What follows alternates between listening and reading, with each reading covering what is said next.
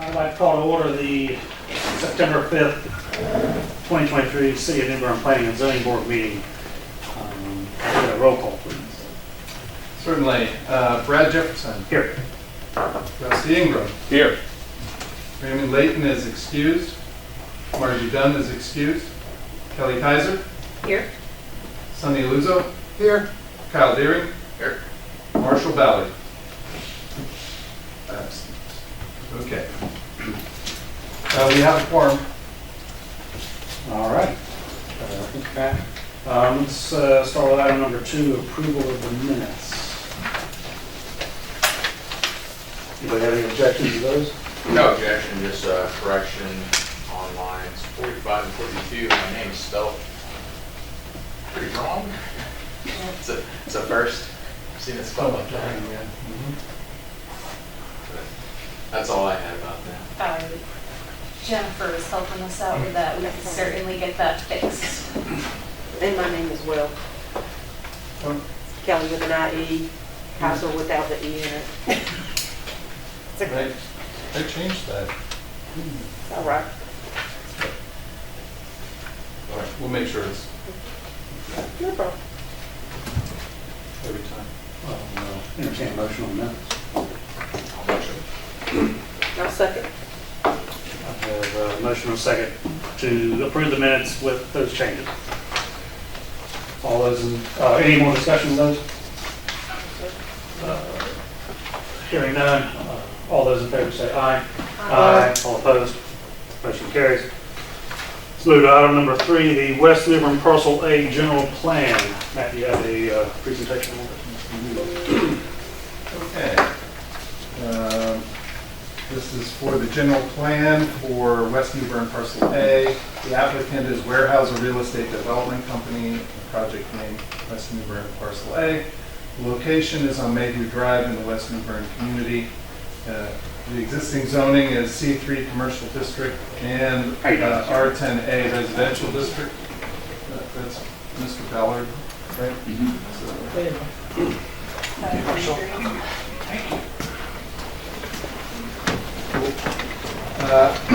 And the size for the resulting parcel is 1.1 acres. There is only one lot that is resulting, and it is the process of subdividing 0.88 acres off of the Weyerhaeuser tract and subdividing 0.23 acres off of the city well site parcel and combining them together for that one lot. Then there's also, in addition to that, 0.35 acres of dedicated right-of-way also comes off of the Weyerhaeuser tract. City of New Bern Utilities is provided to this site. So to give you an idea, this is the current layout with the well site property at the bottom, and then the Weyerhaeuser tract is this large tract all the way around, and we're looking at that area there. So they're subdividing first off of the large Weyerhaeuser tract, these two pieces. The top skinny piece is the right-of-way piece, and then the other piece will be part of the resulting lot. And then off of the well site parcel, slicing off this top edge in that corner. And then lastly, combining the two parcels, those two pieces together to create one parcel outlined here in blue. The 1.11 acres. This is the general plan for that. And you can see here the same setup here. And it provided some details, cross-section for the right-of-way. This zooming in to see it a little better. And this dashed line represents the two different parcels, the edges of the two parcels previous to this proposal. If you have any questions, we can come back to that later. So the staff recommendation is all legal requirements for general subdivision plan approval have been satisfied. Public Works, Fire, Water Resources, and electric departments have reviewed the plan and have no objections. And therefore, the general subdivision plan approval of West New Bern LLC Parcel A is recommended. and that is our report. I'll open it up to the board for discussion. Do we know why this is happening? I mean, maybe it doesn't matter to the zoning part of it. I'm just curious. Why are they doing it? So, do we want the applicant speak? Sure, that'd be great. Hey, Cliff Parson, thanks for having me again. Yes, we're combining that parcel in order to create, essentially, Weyerhaeuser is going to sell that parcel, and it's creating additional access area for the person, for the entity that's buying that parcel. Okay, so they're just basically taking a piece of what they already own and taking a little bit off the city well property to make a property that somebody's going to buy. Correct, and that swap was approved at the last city meeting last month. Alderman. The Alderman. Yeah, Okay. last Alderman meeting. Okay. Yes, that's correct. Just curious. Yeah. Why would you do all that if you still own it? Yeah, what's the point? Got it. Any more discussion on this item? I'll entertain a motion. I move we approve the application. Do we have to go through all of what we had talked about before with? Nope, not for subdivision. Okay, not for this. Okay, good. I have a motion. Second. Motion and second. Who did the second? And just to be clear, Mr. Chair, this is a motion for general plan approval? Yes, Okay. Yes. sure. All right. Any more discussion on this item? Hearing none, I'll do a roll call vote. All those in favor say aye. Aye. Aye. All opposed? Motion carries. Item number 3B. Okay, for 3B, this is now the final plan for that very same project that you just approved, West New Bern Parcel A. Again, applicant is Weyerhaeuser Real Estate Development Company. Project name West New Bern Parcel A, the location on Mahew Drive in the West New Bern community. The existing zoning C3 and R10A residential district and the size 1.1 acres. Again, showing the pieces that are affected. And this is a similar plan, but not exactly the same.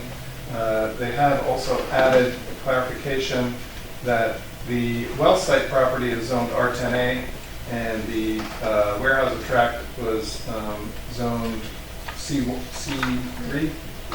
And so they've added this inset here to show that the resultant tract, or I'm sorry, parcel, will be split zoned with that zoning shown there with the C3 at the top and the R10A at the bottom. So other than that, it's the same. So we have staff recommendation. We received, it received general plan approval from the City of New Bern Planning and Zoning Board on September 5th, moments ago. All technical and legal requirements for final subdivision plan approval have been satisfied. The Director of Public Works has approved the bond estimate, $271,320, and final subdivision plan approval of West New Bern LLC. Parcel A is recommended. That concludes our report. Thanks, man. So I'm looking up to the board for discussion.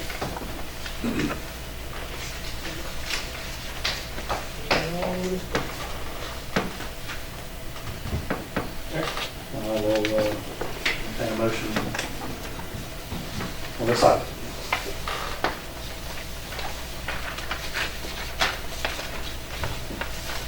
No, go ahead, Kelly. I make a motion that we approve the subdivision plat as indicated for the I second. Is that suffice? Do we need to hear Final what- subdivision. Final Final plan. final plans. Yeah, Perfect. We're gonna get there. we're going to get We'll sort these out. some water. We have a motion, we have a second. Any other discussion on this item? Hearing none, I'll call for a roll call vote. All those in favor say aye. Aye. All opposed? Motion carried. All right, to the fun one. Item 3C, land use ordinance text amendments. Matt, do you have any presentation? All right, thank you very much. City of New Bern Land Use Ordinance, I'm sorry, Susan, do you want to do that? You want to take that one? Yeah, I'll just give a synopsis of why we're here. I think we're all familiar with this, but we've got 2 new staff members here, so I'll recap really briefly. We were facing a problem that businesses were being opened downtown and the parking wasn't being checked. And if you are to legally issue a change of use permit for an existing building, existing buildings, of course, build the charm of our downtown here in New Bern. You are able to meet the parking standards that are designed for a brand new building, and that's how the ordinance was written, as it intended to be applied. So when people are doing their due diligence and calling and asking, can I open this business downtown? Many times the zoning allows it, but they cannot meet the parking requirements. We are trying to find a way around that. Seth, over the last 5 months, did a great deal of research. Turns out it's very common in historic downtowns and coastal cities that provide public parking, whether paid or not. Most of them are paid. Ours is not paid. They have relaxed standards or no standards for parking downtown. We have 600 free available parking spaces to the public in our downtown. We shared those at the last few meetings. So one of the options in order to clean up a permitting problem was to expand the district with exempted parking. We discussed at length for 1 or 2 of those meetings where that border should be. We were comfortable, I think, in discussions that the map as proposed on here, the expanded map, protects the existing and historic buildings we would like to have new businesses used in, and protects the land prime for redevelopment from not being exempted. We, at the last meeting, looked at language. One option that provided absolutely you could not take away parking if it existed on the date of any change potentially being adopted. We looked at providing an out by having the Board of Adjustment be able to approve if you wanted to remove existing parking within this proposed area come if a time came when any changes were approved. And we also, I think, at least had consensus, if not agreement, that we would not touch Airbnbs or short-term rentals. We wouldn't allow any deviation from what's required there, since that's recently been debated and adopted.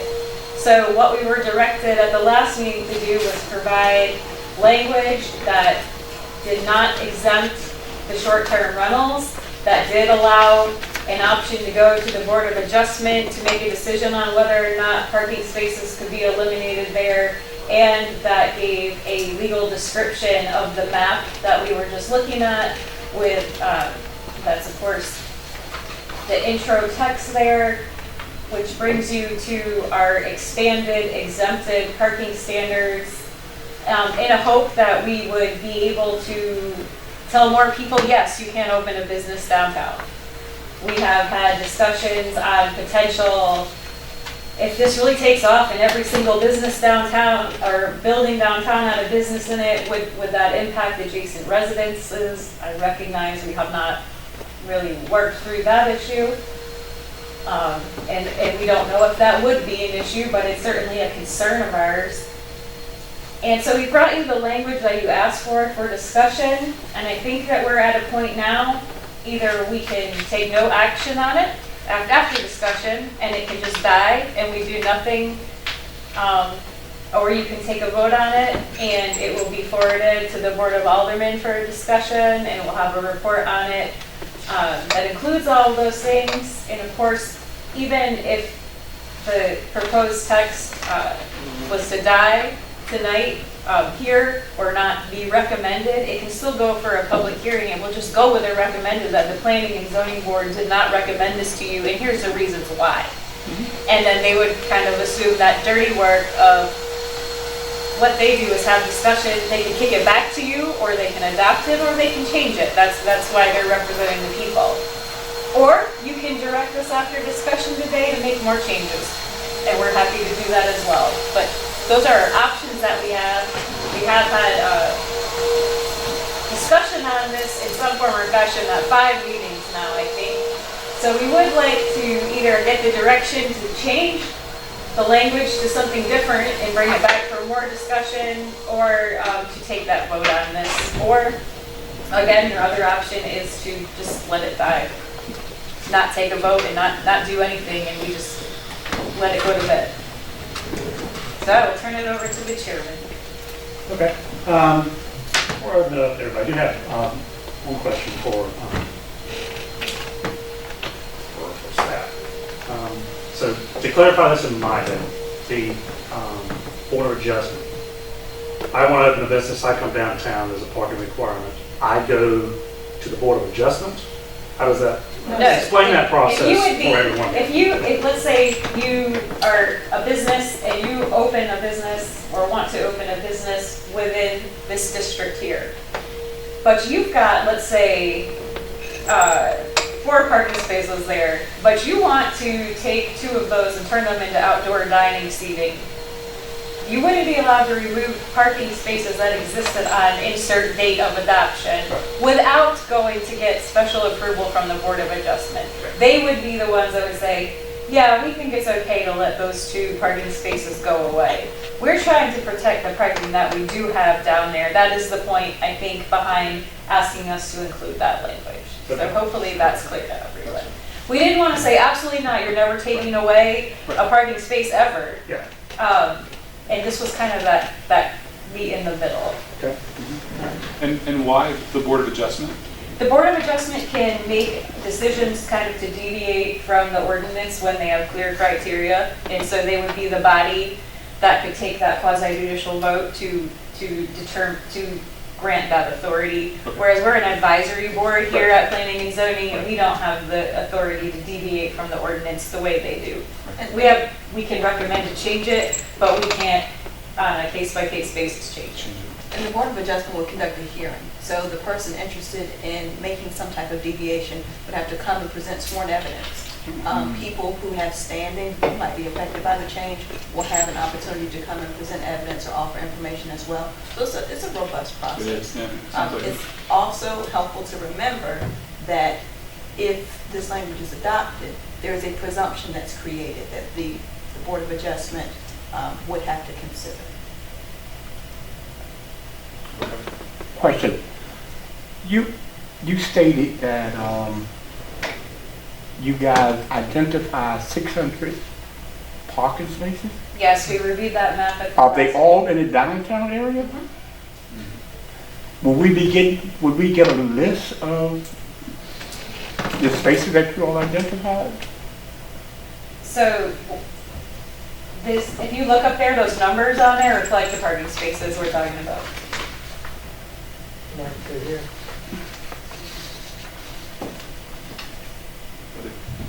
It's 600 parking spaces total, right, including purple and blue, Yep, plus on the street.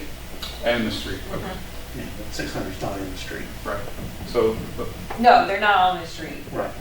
the majority of those are private parking spaces. No? The polygons that you see, the purple is private parking for those businesses that have those parking lots. The blue would be public parking, and each one of those polygons represents a parking lot, and that doesn't include anything on street parking. So for instance, if you're looking at the convention center in the bottom right, that public parking count is 76 spaces. Right. But there are times that the county will not allow us to park in that convention center parking lot, right? I've seen that where they roped it off during some events and said you can't park there. But still, I mean, the vast majority, the majority of the spaces of the 600 are private, are in the purple. Yeah, that's my question. The purple, that's part of the 600 that you're telling us? No, we had 600 public parking spaces when you count the street. I seem to recall If you saying count the that. street. Oh, okay, Yeah, so it's the blue and the street. Right, but the street blue ones aren't and the street. reflected on here. Yeah, But this is an inventory of the parking as it exists 2 months ago. Sure. Pretty accurate. Pretty accurate. Yeah, understood. Yeah, that's the last line of your thing. The city of Bern has approximately 600 public parking spaces that are not included in any parking calculation. That's your last line. So I don't know if everybody had a chance to read the email that I had sent out after the agenda came out, and I apologize that I wasn't at the last meeting. But in previous conversations that we've had about this issue when we brought it up, I have consistently raised the point that we don't have any hard data on how many people have made the request, how many businesses have decided not to move into the whatever area they were asking for a variance or asking about the parking requirements. So to me, to make a change like this doesn't necessarily make sense unless we have hard data that says it makes sense to do this because there are enough businesses and it would create a problem if we didn't do something. I'm not necessarily just opposed to this. I'm just looking at, I would like to see some hard data before we move forward. So one of the suggestions I've made is, do we have to do this today? Can we take 6 months or a year and have staff, have the planning department gather some data on how many people actually call in and ask the question, how many people make a request and then don't move forward? And I understand it's not always parking that is the only issue to people moving forward. So I'd like to know if that's possible. Yeah, it's absolutely possible. I love data. This department historically has not kept good data. Understood. We're trying to change that culture, and we can certainly start tomorrow and go for 6 months. And when Kendrick gets those calls, we can keep them for you. Yeah. But also, it'd be worth noting that that is not going to track anybody who has already called and no longer considers New Bern. Understood. Understood. Yeah, you have to start Or somewhere. your missed opportunity cost of someone who wants to come in over the next 6 months and they don't do it. Well, but okay, so then so the arguments I made in the past have been about just collecting data from the past. Another argument to make is, what about the future? There are a lot of things being considered in New Bern that could end up in this area, and what happens to their parking requirements. For example, a Pepsi museum could end up in that red hatched area. What happens to the parking requirements for a Pepsi museum? Are they then exempt from any off-street parking requirement? Yep. And see, to me, we've had hotel, presentations, other hotels coming in, things like that. And to just exempt this entire area from off-street parking requirements with those kind of big developments potentially coming in, I don't think it's good practice. And I think it's important to just bear in mind the proviso that Madam Director referenced in her presentation, that if you were to adopt the languages before you tonight, yes, any business or any built property owner in that red cross-hatched area would be exempt, provided they cannot reduce the number of existing parking spaces. that they Understood. have. And just for the sake of pointing this out again, we already exempt it in the yellow. They're Understood. already being afforded, they don't have to meet. And so Understood. sometimes if you're down where that 32 is and you're right on the other side of the line, you're like, why do I have to meet parking and the people on the other side don't? Right. Because we kind of consider all of that downhill. Well, but I understand the argument, but then people on Pollock Street on the west side of Hancock are going to be saying the exact same thing, right? I mean, you could make the whole city off-street parking requirement exempt, and people would still be asking. So I don't think that's ever going to stop. And definitely addressing the concerns of all folks is important. The other question that also needs to be asked is, what do you want to see done with that particular area in the future? Do you want it redeveloped or don't you? That's also another point. And a lot of people that adopt ordinances like this, they write kind of in that whereas statement, whereas we desire to protect and maintain our existing historic structures and not see them torn down and used for parking. Because at some point, that's a possibility too. And there is a heavy desire in the city of New Bern not to see historic buildings turned into parking lots. No, yeah, but then the converse of that is true as well, which is, let's take, for example, the rumor that I've heard that the Pepsi Museum could go into the Wells Fargo building. So yes, there's parking there, and they can't eliminate the parking unless they went to the Board of Adjustment and got an exemption or a special use permit. But what if they need more parking than is there? They could just say, well, we're going to put it here anyway and go park wherever you need to park. Now, the Red Bear lot's right there, but still, I mean, and the Gold Bear lot too. But it just seems to me that these types of big things that are being proposed for developments, to just exempt all these areas, again, in my opinion, it's just not good practice. It's a fair concern. Well, it's an interesting discussion. If they do move in, if they want to move in, and we don't do this, then they can't move in. Well, they can move in, they just have to abide by the off-street parking requirements that are in place. That's the point, that they won't be able to meet those requirements.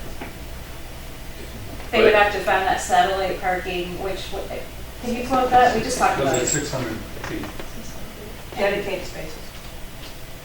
I'm sorry, what does that mean? So we allow off-site parking with an agreement to have satellite parking if it's within 600 feet. So typically then you'd have to lease other parking spaces, Okay. but you've got to find them. You've got to find Yeah. it, sure. Look, I want to make it very clear, I am not in favor of saying I don't want to, me personally, that I don't want to do this. I'm not suggesting that. I'm just bringing up considerations, things that I thought of as we've gone through this conversation. And the original concerns that I brought up about not having any data still haven't been mitigated. And we've talked about how do you protect the residential areas to the north and to the west from having more people parking in those areas because businesses are going in that need more parking than they have. And that concern hasn't been really addressed either. Yeah, and I can't pull historic data out of thin air. No, I understand. We could start though, and think that's definitely fair Good. practice. Hold on. I lost my train of thought, I'm sorry. That's hard to track, because not everybody's gonna call the city, right? But like Raymond was saying, they may call an architect and find out that they can't meet the requirements, so they just don't bother. So I'm not sure the data is gonna be reputable. And you can only track what you get. You can't track every architect or every engineering company in the city and asking them to give you information. I guess you could, but that's not gonna work. Yeah, and I mean, other places that I've worked, we have logs of every phone call, what it was about, things like that. We have a relatively small staff here. That level of record keeping has not historically happened here. And different people answer the phone and know how to answer the parking too. So Matt might get a question one day, Kendrick might get a question one day, Jennifer might answer it another day. Oh, it says you need this many parking spaces. It's a little bit hard to tell. I mean, there's other ways of, not, if you're a building over a certain size or built after a different year, there's other ways if you want to really complicate it and still kind of help some of the other smaller buildings and things, but just what we've proposed to you is not where we have to stay. I'm not a huge fan of overly complicated to enforce ordinances, but Right. No, and I agree with that. I mean, I agree with every point you've made. Yeah. These are things we just don't We don't know. know. But to that one, the city changes ordinances are changed all across this country every day, and we don't know exactly what the ramifications of those are going to be. And I think that, I was born and raised here. In the early 90s, downtown, as a property owner told me, you could throw a bowling ball on Middle Street and not hit a car. It was dead. After they built the mall, everything left, and downtown died, and they had a problem, right? So then they had to come up with a solution. Built the MSD, they started putting trees on the streets and started inviting small businesses in, and eventually grew into what we have today. We love downtown today. I think it's awesome.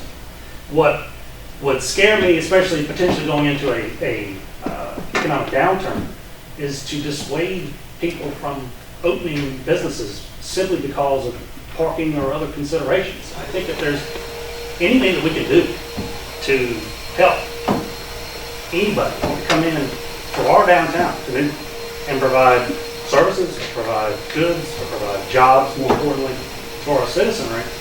I don't know that we should that the government should be in the business of limiting that. It just is a, you know, and if we're gonna sit around for the next year and not do anything and potentially lose those that are looking at our beautiful downtown with our amazing rivers and everything that it has, all because of, well, we might have some parking issues. I just find that distressing. I mean, yeah, your point. I get your point. We could have a parking issue up in the northern area of the city, the historic area. That's true. Then we can look at ways of solving that, or we can get in front of it. You know, if we start to see businesses come up, and maybe we put together a parking committee in this board to look at and monitor those things. We look at issues of parking in other areas around this area. Yeah, I don't know. My sister-in-law lived in Boston, and she lived in Beacon Hill, Boston. And in order to park there on the street, you had to have a sticker that you were a resident. That didn't mean you parked in front of your house, but you could park there as long as you wanted anything. There are solutions to parking problems, and parking problem is an ongoing problem. And, you know, for New Bern to want to handcuff itself to, oh no, we don't want anybody else, or oh no, we don't want to change just because we're scared of some parking problems, I advise against that. I don't think that's the right mentality either. You know, we ran off, you know, everybody remembers the Union Point Park deal, you know, because, and everybody wanted to hear what they were going to do with it. We just told them to get out of town. And I think not listening to what people want to do in downtown, whether businesses, citizens, or whatever, not having that discussion and limiting that in any way, I tell you, I don't want to lose what we have. I'm not saying we are. I'm not saying we would. Well, We're a parking issue, but if we wait 6 months to a year, we will have lost. correct. We're losing opportunities. There's other small towns in this country. And then, you know, and the other side of the coin is the yellow area. If we take inventory and get data there, we may find that, well, nobody really wants to come here, so we can just bring the parking back to what it used to be. I mean, really, I mean, so. There's 100 ways to look at this. That's, you know. That'll never happen. Once you open that floodgate, that'll never happen. I know, but that's exactly my point. Would it be useful if we took some vacant stores, showed you the square footage, and showed you how many parking spaces people would have to come up with to open a variety of businesses in a place downtown, just for an example, to show the problem? That would help. The permitting, it's such a, and again, I know I say this every meeting, we're not talking about a parking problem, I'm talking about a permitting problem. Right, How to right. legally issue you a permit to open a business, because there's a handful up here, I don't believe ever showed and were issued permits to open incorrectly, I mean, prior to my tenure here. But, and I don't like operating like that. I like everyone to be able to say, this is my business, I'm meeting all your criteria. And when another business calls and asks, how did this happen, I can pull up the permit and I can show you exactly how it was. That's how I want to operate moving forward. Can I That's just what ask this would give you. a question? Yes. Okay. The parking lot near Armstrong, does the city own that big space? I believe so. That's the Huh? Days Inn lot. Next to Armstrong That's the grocery Days Inn store? lot. No, next to Armstrong. You're talking about the It's a church. big gigantic Yeah, field. that's the. That's the And church. also they had a motel that they tore down. That's the Is Days that, Inn does lot. the city own that? Yes, sir. Why they can't build a parking lot? I And then think you they're use trying to shuttle build a buses building. to shuttle people if they wanna go downtown. That would solve, that could be a solution. You have the space. And the area we're talking about is not going to be very much new construction, if any. Right. No, we purposely exempted areas that would Yeah, have new uses. This is to protect what we got down there. exactly. To protect the buildings that are there. And I think, I appreciate what you said, Brad. The only thing that I would differ with what you said is, I don't believe it should be the job of the city to, whatever it takes, bring in whatever businesses want to come to New Bern. Because if you say, we're going to do whatever it takes, it means you don't care about the residents and what's going to happen to the residents. You'll do anything to bring in a business. And I don't think that's the right policy. I agree with you. If people want to come to New Bern, we don't want to dissuade them from coming. but you also don't want to create other problems once you bring in more businesses that create more difficulty for the residents who are here full-time. Correct. And that's the reason I'm taking the positions that I'm taking. Correct. And again, I'm not saying we shouldn't do this. I'm saying I just don't feel like I have enough data yet to know, should we do this? And if so, should it look like that or should it look different? I don't know. Because to me, the number of businesses or even buildings available for businesses other than Airbnbs in that space, it's not a very large number. It's actually a very small number. It's on the shaded area, Palmer Street, I'm sure. That's your. Yeah, those are the That's your Airbnb bed and side. breakfast. But yeah, and then on the south side, on the Creighton Street There side. could be a couple of ones for Next sale to me, now. you've got the city hall and you've got, other things. But there's just not that many. A lot of that's residential. Which is why this. So could we table this? So there's one thing to say, why wouldn't we do it? Because it's mostly residential. Then the other side of it is, well, if it's mostly residential, why would you do it? So you can look at it either, that's the problem. Yeah, You can look at it either way. So, Mr. Chairman, could we table this? I am open to. Because we're just going back and forth, the same thing. I am open to any motion that the board would like to make and for a second to vote. And Well, I would like to request that we keep it on the agenda. And I would like to request that staff begin collecting data on who calls and asks for what the requirement is and how many businesses, if we can tell, have decided not to come in. If we can tell that's at least the reason or part of their list of reasons why they're not moving forward with their business, if it comes up as a reason. In addition, it would be interesting to know, How far back can we go? well, my suggestion would be, let's collect data for 6 months, Oh, from starting now? starting now. You can't go backwards, No, I hear you. because Jessica's told us there is no data. so is that a motion? So I make that motion, that we ask staff to do that, that we keep it on the agenda. We ask staff to start collecting data, and we continue talking about this. Because like I said, I don't think this is something that we should just ignore. I think you guys have done a lot of work on this, and I just don't think it's the right thing to do at this point. So you go ahead and make a motion? I made that motion. We have a motion on the floor. Do we have a second for that motion?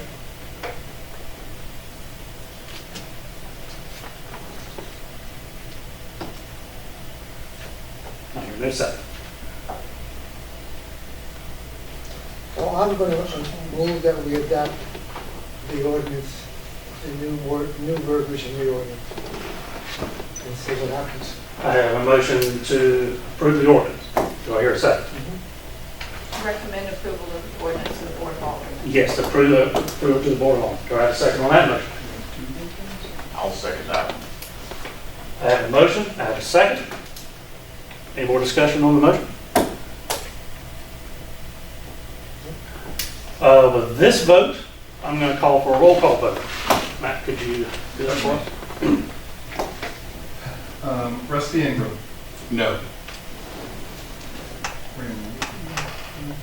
Kelly Kaiser. Yes. Sonia Luzo. Yes, Kyle Deering. Yes. Marshall Ballard. Yes. And Brad Jefferson. Yes, motion passes.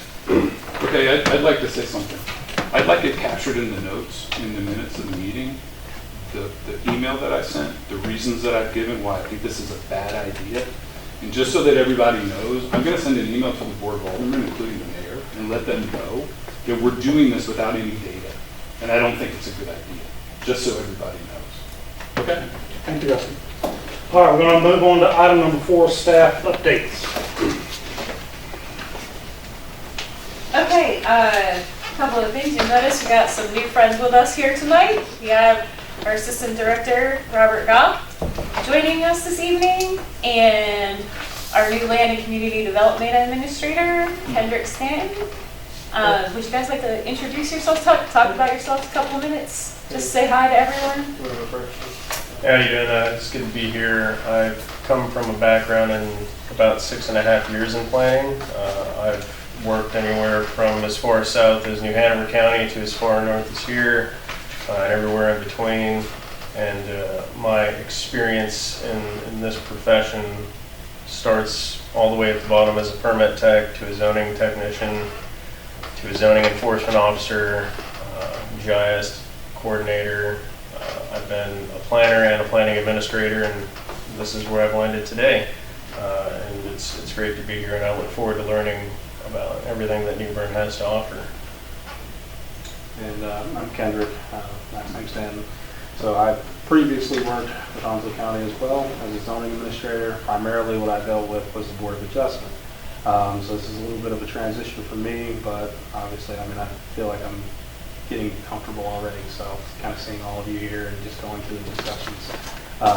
In terms of experience-wise, I've been in it for now 4.5 years. Initially started out as a zoning officer for about 1.5 years. Was immediately promoted to chief zoning officer at that point, and then that transitioned into zoning administrator. So it's kind of like a multitude of transition within the same job. So again, kind of touching on what Robert said, I'm excited. This is my first or second municipality. I mean, so it's going to be a different turn from county to city. So I'm interested, and I'm definitely excited to be here and see what's going to happen going forward. So I appreciate all of you. Welcome both of you. Yeah, look forward to it. Can I just brag on them a little bit? Things they didn't tell you. Kendrick just was named Zoning Official of the Year by the North Carolina State Congratulations. Association of Zoning Officials. Nice. Yeah, just last month. Pretty cool. And Did you get a car?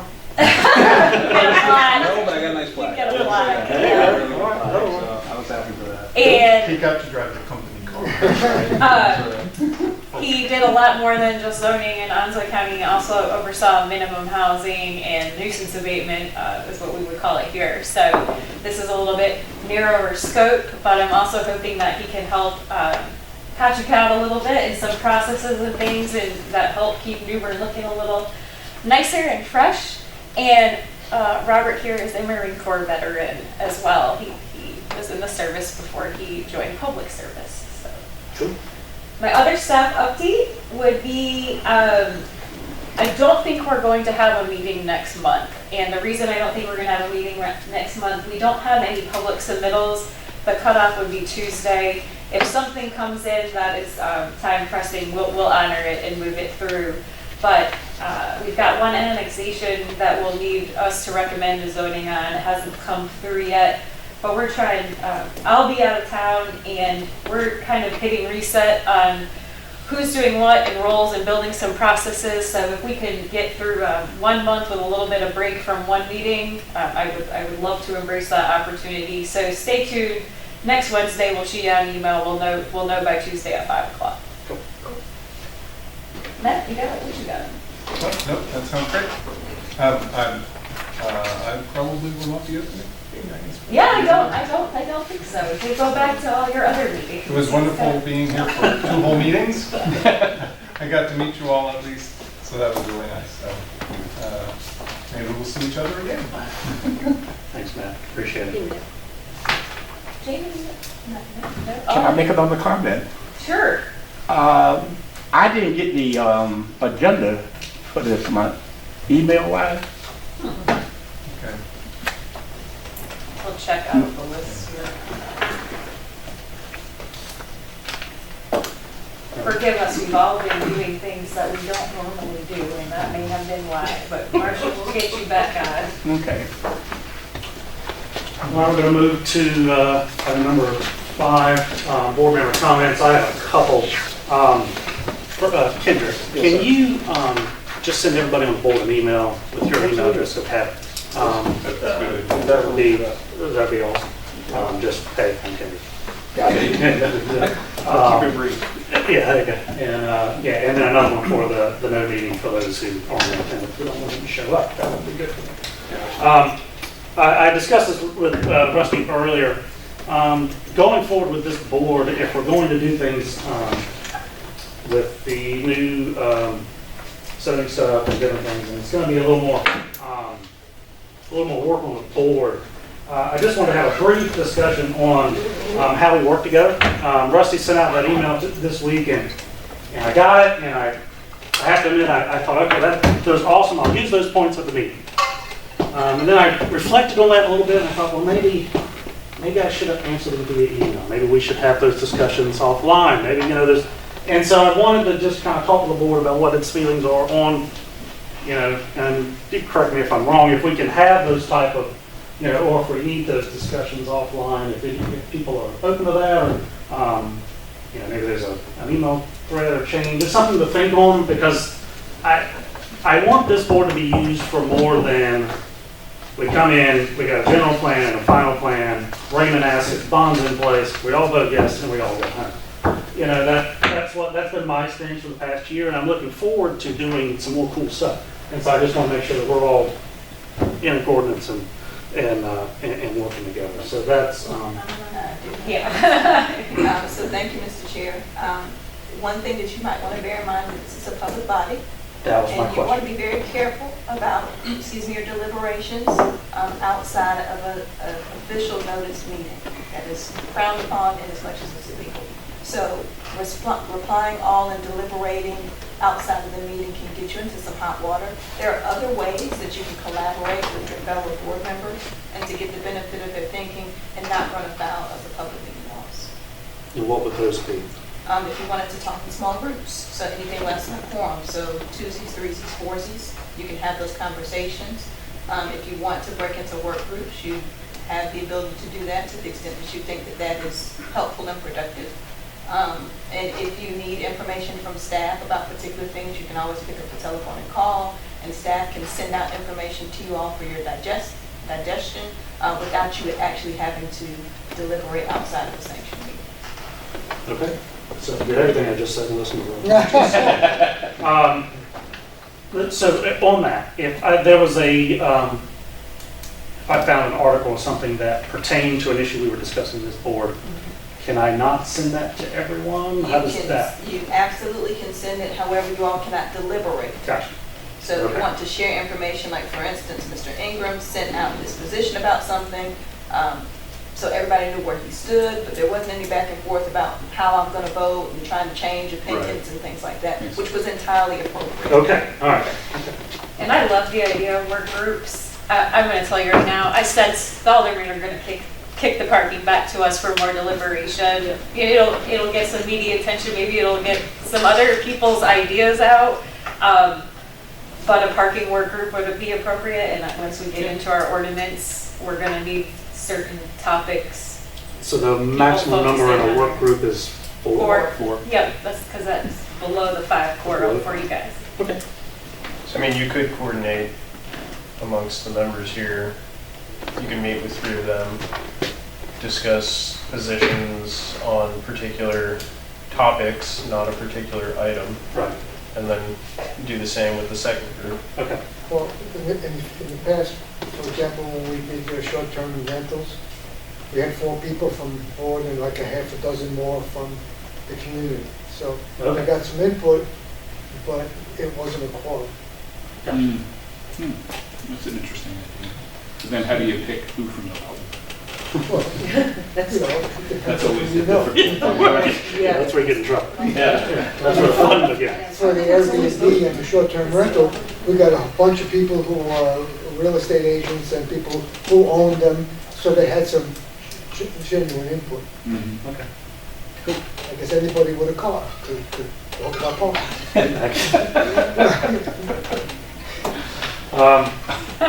All right, are there any other board member comments on item number 5? All right, with that, I'll await a motion on item number 6, adjournment. I'll move that we adjourn. Second. Okay, motion is second. All those in favor say aye. Aye. All opposed? We are adjourned.